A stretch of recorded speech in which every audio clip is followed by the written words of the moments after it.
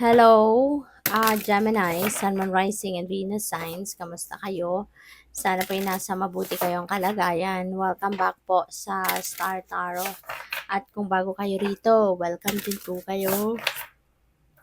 Please subscribe, like, share my videos, and leave me a comment kung naka-resonate kayo.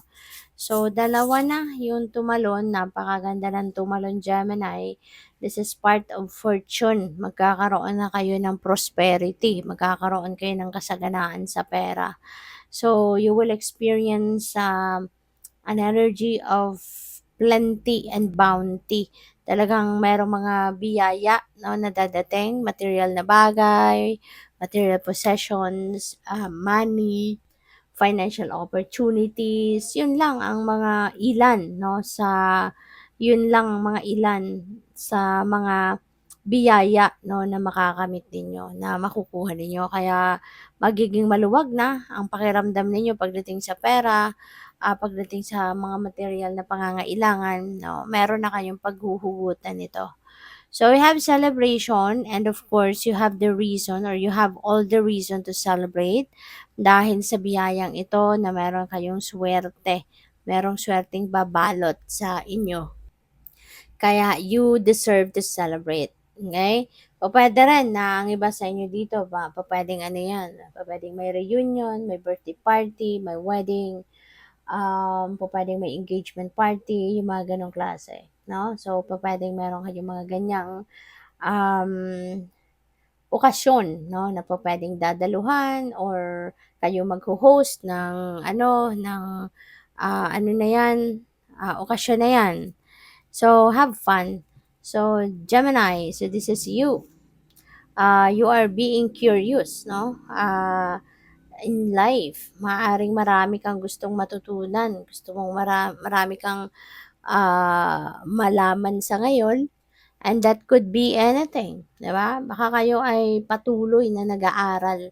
Baka gusto mo na marami ka pang matutunan sa buhay, mag-expand ng inyong knowledge, mag-expand ng inyong hindi lang ng inyong knowledge, kundi mag-expand din ng inyong ah, kaalaman, no? Sa iba't ibang bagay, 'di ba? Maaring personal, pupuwedeng academic, knowledge ang gusto mong matutunan or kung ano-ano pa. So, siguro ang iba sa inyo busy sa pagre-research, no? Maybe you are doing researching, or baka ang iba sa inyo ay nag-aaral, 'di ba? Para madagdagan nga naman ang inyong kaalaman. So, maraming salamat for subscribing, and if you haven't subscribed yet, subscribe na kayo. And also maraming salamat din for not skipping the ads. Malaking bagay yan sa akin. And also please click the join button sa baba ng video kung gusto niyo na mag-join kayo sa membership. So we have willpower. Ayan. So ang iba sa inyo, Gemini, sa ngayon, nagiging matapang na talaga kayo na gawin ang mga bagay-bagay na pagdaanuhan mo na, pagdedesisyonan mo na talaga ito, 'di ba? Masusunod na kung ano yung gusto mo. Hindi na 'to yung dinidiktahan ka ng ibang tao. Hindi ka na magiging gano'n. Hindi naman ibig sabihin na hindi na kayo magiging masunurin, 'di ba? Pero pipiliin mo na kung ano man yung mga kailangan na ikaw talaga yung magdedesisyon, ikaw ang a-action, gagawin mo 'yon. So, what else? We have commitment. O pwedeng in relationship ito, no? Maaring relationship ang commitment na 'to. O pwedeng magle-level up na yung inyong commitment with your person. Baka kayo ay mag-boyfriend, girlfriend. So, baka kayo ay paakyat na, magle-level up na. Pwedeng mag-aano ka na. Pwedeng pwedeng ikaw ay mag-aasawa na, maaaring may engagement na diyan. Pupuwede rin na meron diyang gagawin kayong kunyari baka magsasama na, 'di ba? Sa isang bubong, yung mga gano'n. So, you are going to commit to someone seriously na. Puwede rin yung commitment na 'to in a business partnership, no? Pupuwedeng ikaw ay makikipagpirmahan na din, no, sa business partnership ng kung sino man. So we have clarity. You are definitely going to get the clarity na hinahanap mo. Kaya siguro magkakaroon na din kayo ng linaw, kalinawan sa inyong isipan. Maaari din na makukuha mo na yung clarity. Kaya naman may direksyon ka na, malinaw na yung direksyon ng isip mo, kung saan ka man papunta, no? At tulad dito, sa kung ano man yung gusto mong madiskubre, ano man yung gusto mong matutunan, alam mo na, sigurado ka na kung ano yung mga steps na gagawin mo, anong mga uunahin mo kasi you were able to find the clarity of thought. Okay? Kaya alam mo na, sigurado ka na. So, tignan natin kung ano pa ang mga messages and energy surrounding you this week.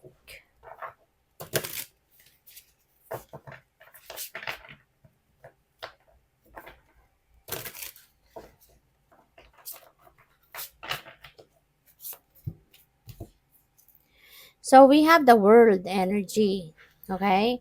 So the world is an energy of ending and beginning. So ang iba sa inyo, meron ditong ending because meron ng matatapos, meron na kayong maa-accomplish, meron na kayong maa-achieve, yung gano'n. Kaya, ano yan, no, yung pagtatapos na yan is a achievement, kumbaga. So, that is something that you are going to celebrate, yung achievement na yan, di ba? Kasi, syempre, job well done ka dyan, di ba? Pinagtrabahuan mo yan, pinagsikapan mo yan, you worked hard for it, kaya, yun, ano ka, deserve mo ang mag-celebrate, 'di ba? So, pupuwede rin na ang iba sa inyo rito is going to level up commitment, no? Since meron tayong commitment card. So, pupuwedeng pag-le-level up ito ng commitment ng iba, puwedeng talagang merong mag-aasawa na dito, magsisimula na kayo ng bagong buhay bilang may pamilya na, may asawa na. Travel din, 'no? Baka kayo ay magta-travel, pupuwedeng abroad 'yan, 'di ba? Kasi the world energy siya. So, what else? We have Five of Pentacles. Si Five of Pentacles parang may challenge, 'no, na na-experience ang iba sa inyo.